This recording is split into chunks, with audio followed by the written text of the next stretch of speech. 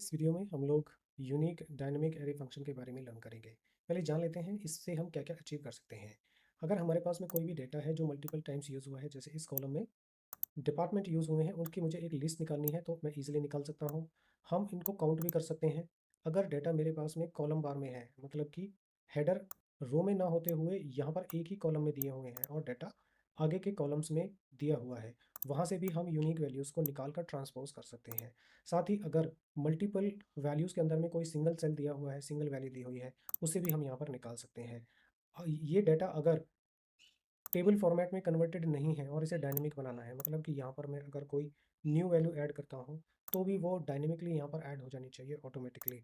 इसे मैं किस तरह से अचीव करूँगा यूनिक डायनेमिक फंक्शन एरे के थ्रू, वो इस वीडियो में एक्सप्लेन करने वाला हूँ। ये बहुत ही इंपॉर्टेंट फंक्शंस है अगर आप अपना career as a data analyst, MIS reporting consultant बनाना चाहते हैं और डैशबोर्ड्स बनाना चाहते हैं, तो ये वीडियो आपको बहुत ही ज़्यादा काम आने वाला है। तो वीडियो को एंड तक देखना है। अच्छी लगेगी तो लाइक, कोई भी क्वेश्चन या क्वेरी है तो कमेंट करके मुझे जरूर बताइएगा। चलिए फ्रेंड, अपना वीडियो हम लोग स्टार्ट करें। यूनिक फंक्शन की डेफिनेशन, आर्गुमेंट और सिंटेक्स के बारे में जान लेते हैं।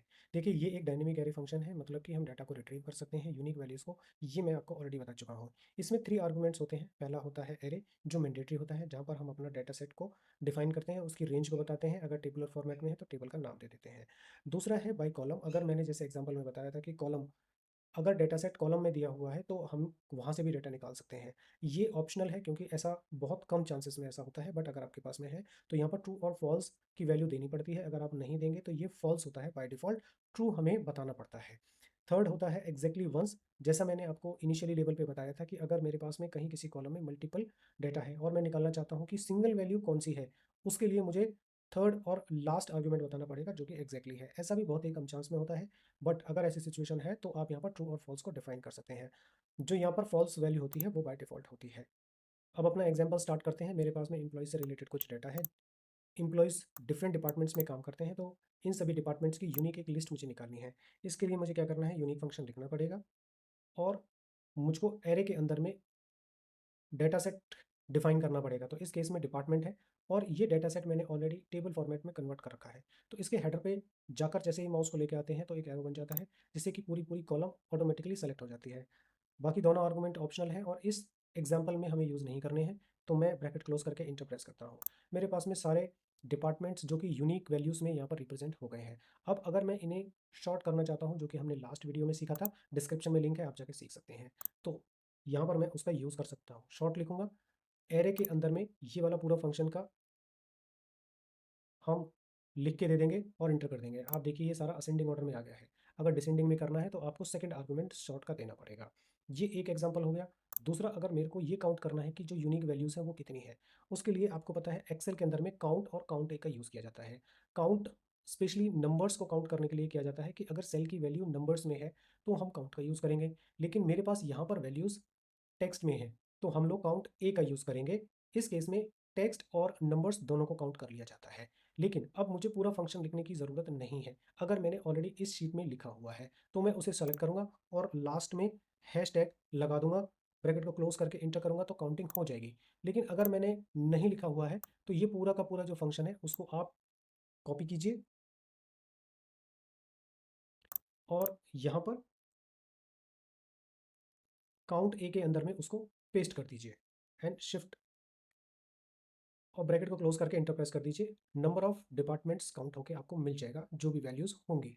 अब नेक्स्ट आर्ग्यूमेंट कॉलम वाला लेते हैं, लेकिन उससे पहले मुझे ये मेरी टेबल को ट्रांसपोज करना पड़ेगा, जो कि उसके लिए मैं ट्रांसपोज, जो कि एक दूसरा डायनेमिक फंक्शन है, उसके बारे में भी हम बात करेंगे। पूरी रेंज मैं यहाँ पर एज ए एरे इस आर्गुमेंट में दे दूंगा, जो कि ट्रांसपोज में यूज़ किया जाता है। इंटर प्रेस करूंगा और ये पूरा का पूरा टेबल ट्रांसपोज हो जाएगी। आप देख रहे हैं जो हेडर कॉलम्स में आ रहे थे अभी एक ही सिंगल रो में है और डाटा राइट हैंड साइड में है। लेकिन मेरे को यहाँ पर भी डिपार्टमेंट निकाल के लेके आने हैं। लेकिन आप ध्यान रखिएगा कि अब ये एक टेबल फॉर्मेट में नहीं है, अब ये एक सिंपल रेंज फॉर्मेट में है। अब यहाँ से मैं इक्वल्स टू यूनिक टाइप करता हूँ और ये वाली सेल की वैल्यू को सेलेक्ट करके मुझे पूरा लास्ट तक लेके जाना है, तो कंट्रोल शिफ्ट राइट एरो की प्रेस करूंगा तो पूरी की पूरी रेंज सेलेक्ट हो जाएगी। देन कोमा प्रेस करेंगे और इस बार हम सिस्टम को बताएंगे कि जो हमारी वैल्यूज़ हैं वो कॉलम में है। तो हम लोग टैब प्रेस करके ट्रू को सेलेक्ट कर देंगे या फिर डायरेक्टली टाइप कर सकते हैं। इंटर प्रेस करेंगे, हमारे पास में यूनिक वैल्यूज़ यहाँ पर आ गई हैं, लेकिन वो भी एक कॉलम में आ रही हैं इस तरह से राइट हैंड साइड में, जिसको मुझे फर्दर ट्रांसपोज करना पड़ेगा।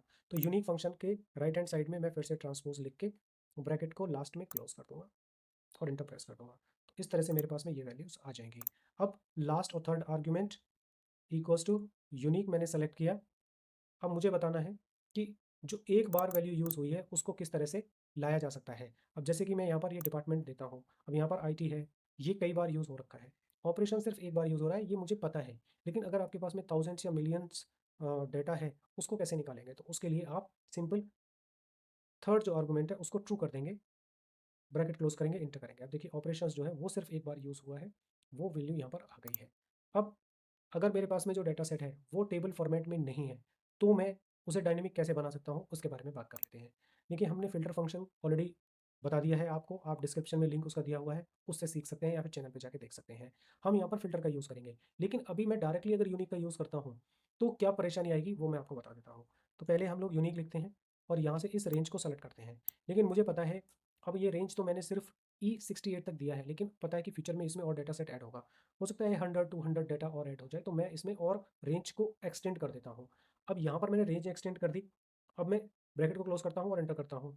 तो जो डेटा फीड किया हुआ है वो तो ठीक आ रहा है, लेकिन लास्ट में जीरो भी आ रही है। अब अगर मैं कोई डैशबोर्ड बनाऊंगा और वहाँ पर इस तरह से डेटा दिखाई देगा तो वो दिखने में अच्छा नहीं लगेगा। आप एक प्रोफेशनल की तरह काम कर रहे हैं, तो इसको हटाने के लिए हम लोग फिल्टर फंक्शन का यूज़ करेंगे। उसे कैसे करना है? पहले मैं फिल्टर को लेके आता हूँ कि यहाँ पर वो ही वैल्यू आनी चाहिए जिसके अंदर में डेटा है। ये मेरा लॉजिक है। तो यहाँ पर मैं लिखता हूँ इक्वल्स टू, पहले मैं ये हटा देता हूँ ताकि कोई कंफ्यूजन ना रहे। अब फिल्टर यहाँ पर लगाएंगे, फिल्टर फंक्शन एरे हम यही डिपार्टमेंट की लिस्ट को देंगे क्योंकि यही लिस्ट मुझको रिट्रीव करके लेके आनी है। रेंज को एक्सटेंड कर देता हूँ। अब इसमें इंक्लूड क्या करना है? तो यही रेंज को मुझे इंक्लूड करना है, लेकिन मैं इसे एक्सटेंड कर देता हूँ, रेंज मेरी सेम रहेगी। अब मुझे कौन सा डाटा नहीं लेके आना? जो कि ब्लैंक है, मतलब कि उसमें कुछ ना कुछ होना चाहिए। तो नॉट इक्वल्स टू ब्लैंक, ये वाला लॉजिक मैंने यहाँ पर दे दिया। ब्रैकेट को क्लोज करूंगा और एंटर करूंगा। अब मेरे पास में ये डाटा फैच होकर तो आ रहा है, ठीक है। आ कहाँ से रहा है? ये ब्लैंक रो से भी आ रहा है, लेकिन जीरो नहीं आ रही। लेकिन ये अभी यूनिक नहीं है, ये रिपीट हो रही है जैसे कि एज इट इज़ यहाँ पर आ रही है। अब इनमें से मेरे को यूनिक लेके आना है, तो सबसे लास्ट में मैं लिख दूंगा यूनिक और ब्रैकेट को कर देंगे क्लोज लास्ट में, क्योंकि जो एरे है वो अब फिल्टर फंक्शन उसका काम कर रहा है। जैसे ही मैं एंटर करता हूँ तो यहाँ से मेरे पास में ये आ गया। अब इसे फर्दर मैं इसे असेंडिंग या डिसेंडिंग ऑर्डर में करना चाहता हूँ, तो शॉर्ट का यूज़ करूँगा और लास्ट में जाके जो सेकंड आर्ग्यूमेंट है -1 को मैं डिफाइन कर दूंगा और एंटर प्रेस करूँगा। यहाँ पर कुछ गलती हो गई है, उसको थोड़ा ठीक कर लेते हैं, फिर से करते हैं। यहाँ पर लिखते हैं शॉर्ट, एरे में ये सारी वैल्यूज़ आ गई हैं और अगर मैं इसे यहीं की यहीं क्लोज करके इंटर प्रेस करता हूँ तो ये शॉर्टिंग हो रही है। लेकिन मुझे कोमा प्रेस करके यहाँ पर फिर से कोमा प्रेस करके मुझे -1, क्योंकि वो सेकंड आर्गुमेंट था डिसेंडिंग वाला। अब मैं अगर इसे एंटर करता हूँ तो ये डिसेंडिंग ऑर्डर में हो गया है। तो इस तरह से आप सॉर्ट फंक्शन का, फिल्टर फंक्शन का, बहुत सारे जो डायनेमिक फंक्शंस हैं उनका एक साथ में यूज़ कर सकते हैं। अगर कोई भी क्वेश्चन या क्वेरी है तो ज़रूर कमेंट कीजिएगा। वीडियो अगर अच्छी लगी है तो लाइक कीजिएगा और जो भी एक्सेल में डेटा एनालिसिस, डैशबोर्ड या एमआईएस से रिलेटेड वर्क में अपना करियर बनाना चाहते हैं उनके साथ में ज़रूर शेयर कीजिएगा। Thank you friends for watching my video. Please comment again. Thanks.